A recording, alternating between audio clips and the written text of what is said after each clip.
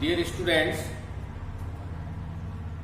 आज आप अपने फर्स्ट बुक यानी फ्लेमिंगो का लास्ट लेसन यानी गोइंग प्लेसेस पढ़ने वाले हो।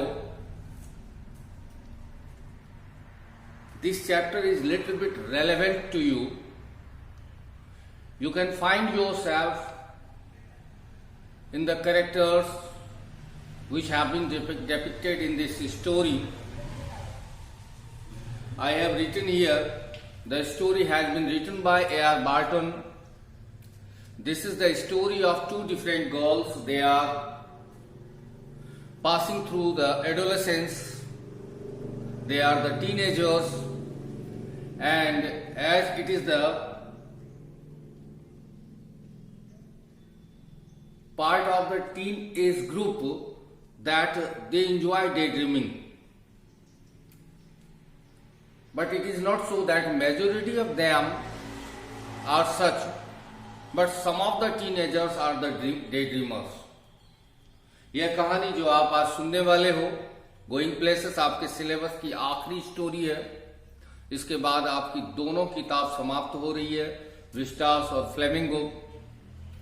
इसके क्वेश्चन आंसर सेकेंड लेक्चर में डील किए जाएंगे अगले लेक्चर में. तो आप इसको ठीक से समझें ताकि क्वेश्चन आंसर भी आपको समझ में आ जाए. बड़ी इंटरेस्टिंग स्टोरी है, A.R. बार्टन साहब ने लिखा है. और इंटरेस्टिंग इसलिए भी हो जाती है कि ये आपकी उम्र को ध्यान में रखते हुए लिखी गई है. टीनेजर्स की कहानी है.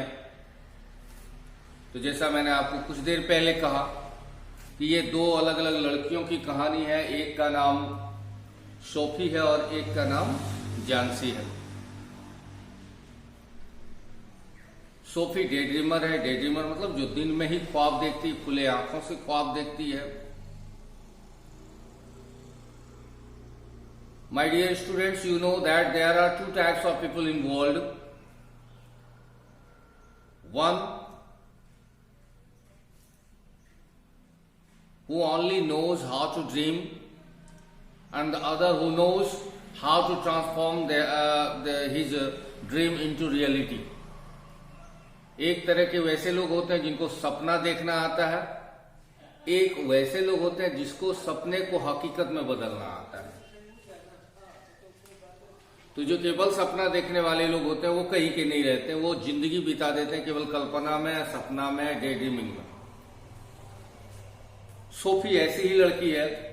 कहानी की शुरुआत होती है, सोफी स्कूल से निकल रही है. आज उसका स्कूल में आखिरी दिन है.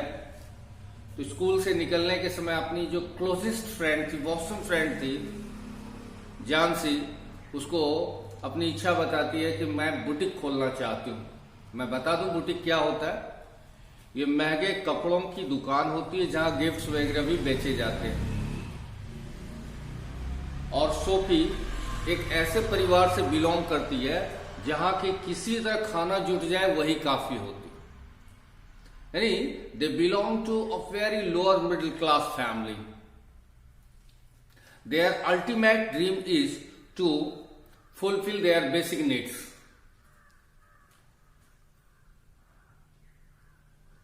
तो जैसे ही जानसी इस बात को सुनती है, दोनों में बड़ा ही कंट्रास्टिंग, यद्यपि दोनों फ्रेंड्स हैं, आपके भी कुछ ऐसे फ्रेंड्स होंगे जिनसे आपका स्वभाव बिल्कुल नहीं मिलता, लेकिन आप दोनों फ्रेंड हो.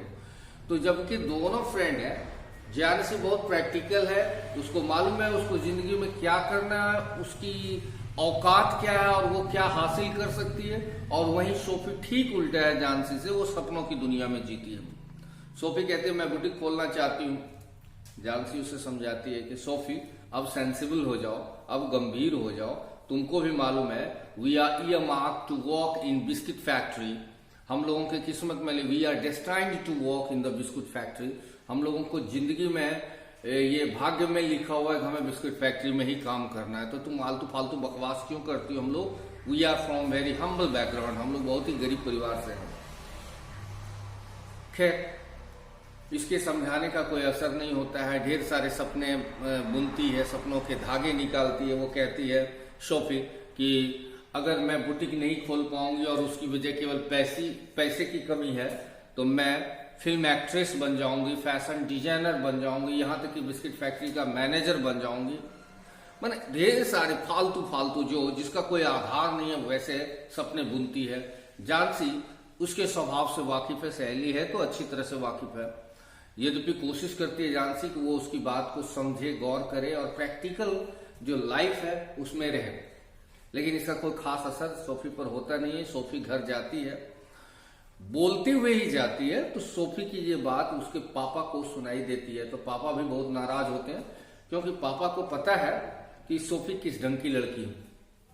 तो सोफी के ये जो डे ड्रीमिंग है, दिन में ख्वाब देखने वाली बात है, इससे पापा हमेशा नाखुश रहते थे, भुनभुनाते रहते थे, झल्लाते रहते थे। तो पापा ने कहा, बेटा मुझे तो डाउट है कि तुम जिंदगी में कुछ कर पाओगे, लेकिन अगर तुम कुछ कर ही लेती हो, कुछ पैसे कमा लेती हो, तो ऐसा करना, हम लोगों के पास रहने को अच्छा जगह नहीं है, घर नहीं है, तुम एक अच्छा सा घर बना लेना, बाद में बोटी बोटी देखा जाएगा। यानी एक तरह से इट वॉज अ सटायर, यह एक व्यंग था। पापा ने किसके ऊपर किया? सोफी के ऊपर। छोटा भाई लटका रहता है, जैसे आपके घर में भी होता होगा कि छोटा भाई अपने बहनों से ज्यादा पंगा लेता है। तो ठीक उसी तरह डायरेक्ट कहता है कि पापा, दीदी को ऐसा लगता है जैसे कि पैसे पेड़ पर उगते हैं। खैर ये बात आई गई हो गई। वहां से वो सीधे दूसरे कमरे में जाती है। यद्यपि इस दरमियान उसको एक चीज दिखाई देता है, घर का माहौल। और जो उसके घर का माहौल था और जो उसके सपने थे, दोनों जमीन आसमान का फर्क था। घर में माँ ढेर सारा बर्तन जमा करके धो रही है, स्टोव का धुआं चारों तरफ फैला हुआ है। मैंने कुल मिलाकर के उसके सपनों को चकनाचूर करने के लिए वो माहौल काफी था। वो वहां से हटती है और जॉब के कमरे में जाती है। जॉब को देख करके ख्वाब बुनती है वो, जो उसका बड़ा भाई है। और थोड़ा घर का अगर कोई मेंबर था जो सबसे ज्यादा केयर करता था सोफी का, तो वो जॉफी था, यानी बड़ा भाई। तो और इसलिए जॉब से उसका लगाव भी काफी था। तो वो जॉब के पास जाती है। तो फिर जॉब अपने काम में मगन है। जॉब क्या है? मैकेनिक अप्रेंटिस है, यानी कि वो अभी गाड़ियां कैसे ठीक की जाए वो सीख रहा है। वो मैकेनिक है। ढेर सारे कागज पेपर उसने बिछा रखे हैं, पार्ट्स हैं, गाड़ी के पार्ट्स रखे हुए हैं चारों तरफ। तो वो देख देख करके, चूंकि अप्रेंटिस है तो उसको दूर दूर तक जाना होता है। तो सोफी ये सोचती है मेरा भाई कितना खुश नसीब है कि इसको दुनिया घूमने को मिलता है। एक हम लोग हैं, एक दायरे में सीमित हैं, कहीं घूम नहीं सकते हम। सोफी के मन में बहुत सारे ख्यालात आते हैं।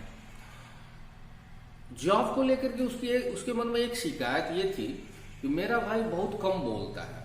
उसकी जुबान से बात निकाल लेना यानी जमीन में गड़े हुए पत्थर को उखाड़ लेने के बराबर है। वो बहुत कम बोलता है, ये उसकी कमजोरी है। खैर जो भी रहे, वो पता नहीं उसके मन में क्या आता है।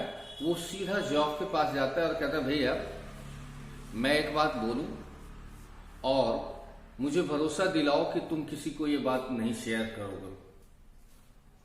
तो अगर आपको कोई इस ढंग से बोले तो आपके अंदर एक जिज्ञासा हो जाती है, आखिर ये बात क्या है, ऐसी क्या बेहतरीन बात है जो कि मुझे सुनने को आज सौभाग्य मिलने वाला है। तो ठीक उसी तरह जॉब भी बड़ा उत्सुक हो जाता है और वो कहता है कि ठीक है सोफी बताओ क्या बात है।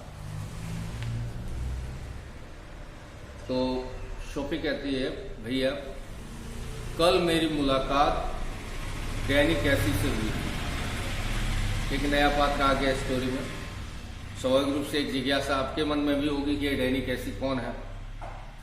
ये डैनी कैसी इंग्लैंड का जबरदस्त फुटबॉलर है। इंग्लैंड का एक हिस्सा ही आयरलैंड है, ब्रिटेन का, यूके का। तो वहां का एक जबरदस्त फुटबॉलर है और वो टीनेजर्स में काफी लोकप्रिय है। जैसे अपने देश में महेंद्र सिंह धोनी या विराट कोहली सब जैसे लोग हैं, खास करके विराट कोहली जैसे लोग जो टीनेजर्स यानी कम उम्र के लड़के लड़कियों में काफी लोकप्रिय होते हैं। लड़के लड़कियां उनके पोस्टर्स को, उनके फोटो को अपने पास अपने करीब रखते हैं। यही हालत थी किसकी? डैनी कैसी की। एक्चुअली होता क्या है कि जब आदमी गुणवान हो और रूपवान हो, if a person possesses both qualities, if he is handsome and equally qualified, in that case he is always adorable. He becomes adorable to all. तो जब आदमी ज्यादा सुंदर भी हो जाए और ज्यादा गुणवान भी हो जाए तो ऐसे लोग बड़े लोकप्रिय होते हैं, बहुत जल्दी लोकप्रिय हो जाते हैं। तो ठीक यही स्थिति किसकी थी?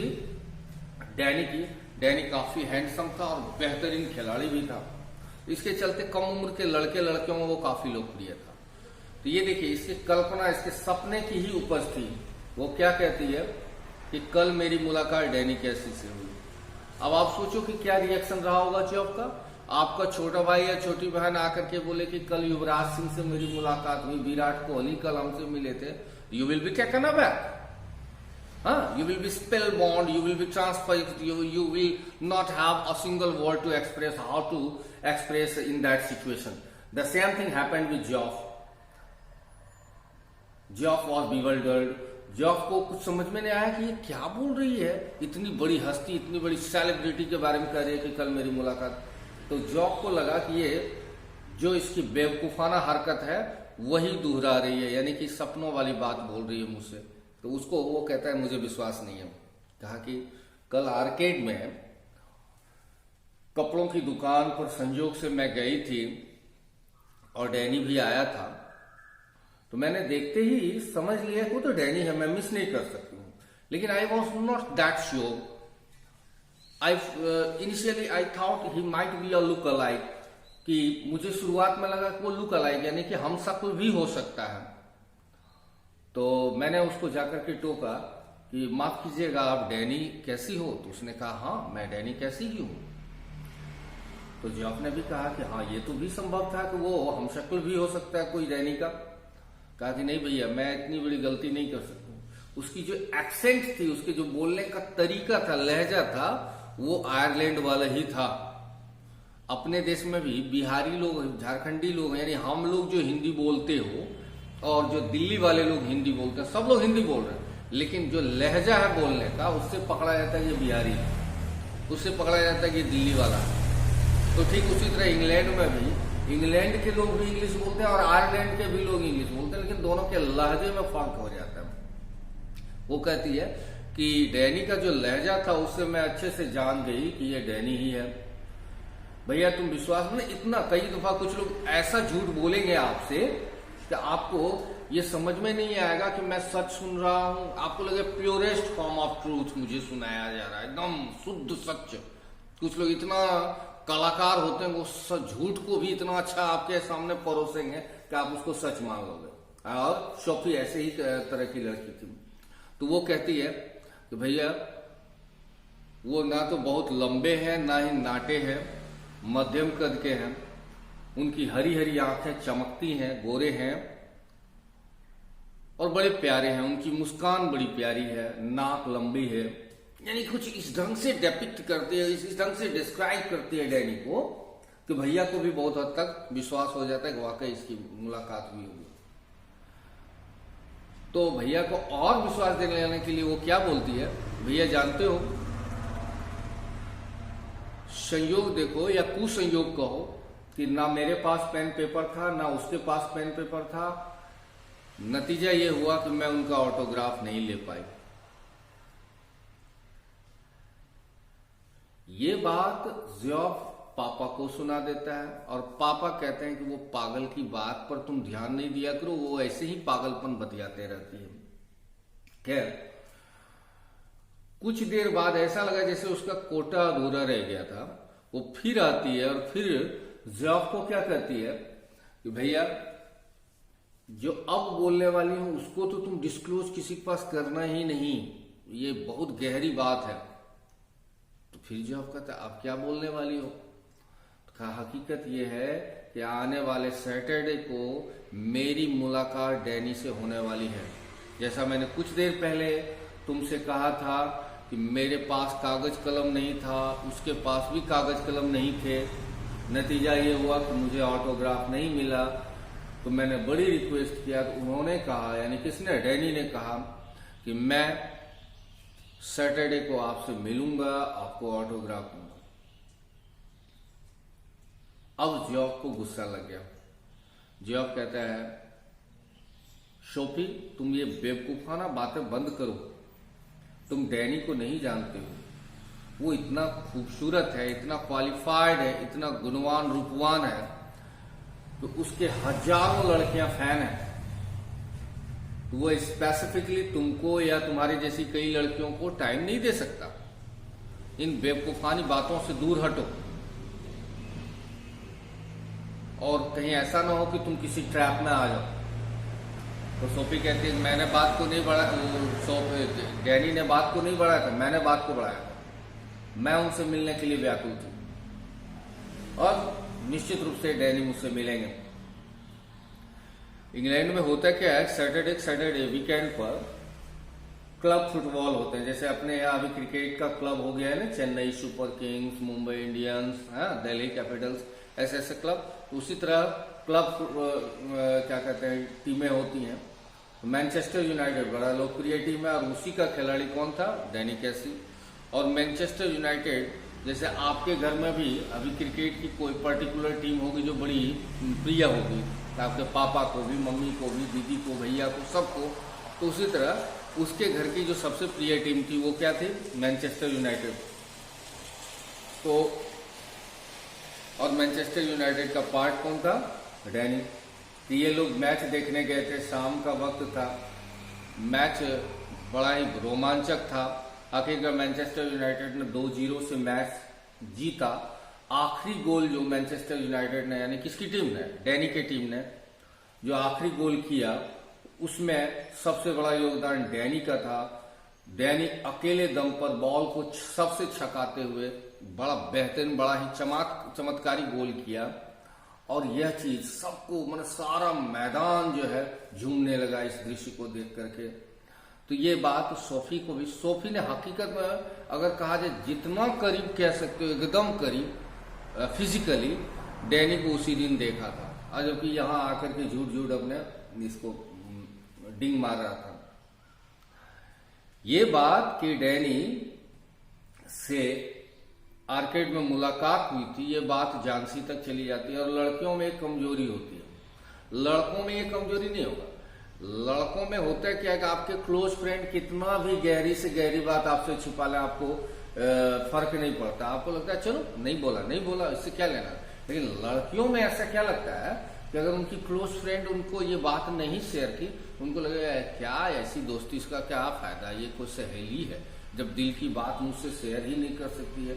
यही बात किसके साथ हुआ, झांसी के साथ। झांसी बड़ी नाराज हुई और सोफी को कहते हैं, सोफी तुमने मुझे ये बात क्यों नहीं बताया। अब सोफी मन ही मन गुस्सा आ रही है किस पर, अपने भाई जॉब पर। उसको इस बात का गुस्सा लग रहा है कि ये बात हर हालत में है, झांसी तक जाना नहीं चाहिए था। इसने उसके भाई चार्ली को क्यों बता दिया, और भाई ने बता दिया झांसी को। तो गुस्सा तो लग ही रहा था, लेकिन अब ये ट्रेस करना चाह रही थी कि आखिर कितनी बात बताई गई है इसको। तो इसने क्या कहा, सोफी ने, अरे कोई बड़ी बात रहती तब तो मैं तुमको बताती। आते जाते मुलाकात हुई, मैंने पहचान लिया उनको, उनसे ऑटोग्राफ मांगा, और उन्होंने कहा कि ना तो मेरे पास पेन पेपर है ना आपके पास है, तो ऑटोग्राफ कैसे दें, बस इतनी सी बात। तो ये तो कभी भी किसी, चूंकि डैनी सब तो अपने इलाके में आते रहते हैं, इंग्लैंड लंदन का हिस्सा था, तो यहाँ आते रहते हैं, तो आज न कल तुम भी मिल लोगे, देख ही लोगे। ये कोई बड़ी चीज नहीं थी जो कि मैं तुमको बताने जाऊं। उसके मन ही मन उसको ये डाउट लग रहा था कि कहीं डेट वाली बात तो, ऐसा कि हम लोग मिलने वाले हैं, ये वाली बात तो नहीं बता दिया था। लेकिन संयोग से जॉब ने इस बात को हकीकत में नहीं बताया था, तो उसने राहत की सांस ली। अगले दिन वो कल्पना लोक में घूमते हुए एक नहर से होते हुए पार्क में जाती है, और एक पार्क में पेड़ के पास एक बेंच लगा हुआ था, वहां वो बैठ जाती है। घंटों इंतजार करती है डैनी के आने। कल्पना में कुछ लोग ऐसे पागल होते हैं कि कल्पना में किसी को अपना समझ लेते हैं, तो उसी तरह डैनी का घंटों इंतजार करते रहते हैं। डैनी को ना आना था, ना वो आया। पछताते, हारते हुए, पछताते हुए, हाथ रगड़ते हुए सोफी वापस घर आती है। वह बहुत ही निराश है, वह बहुत ही उदास है। कहानी का जो थीम है वो यही कि कल्पना लोक में रहने वाले लोगों को अंत में हाथ में क्या आती है, निराशा, हताशा, कुछ नहीं। आप सपना देखो, लेकिन आपको ये मालूम होना चाहिए कि आपके सपने में और हकीकत में दोनों में कितना अंतर है, और अगर आपने सपना देखा है तो आपको मालूम होना चाहिए कि उसको हकीकत में कैसे बदला जा सकता है. That's all, my dear friends. As I told you earlier, in the next lecture you will be taught the question answer based on this chapter. Thanks all of you for watching this video.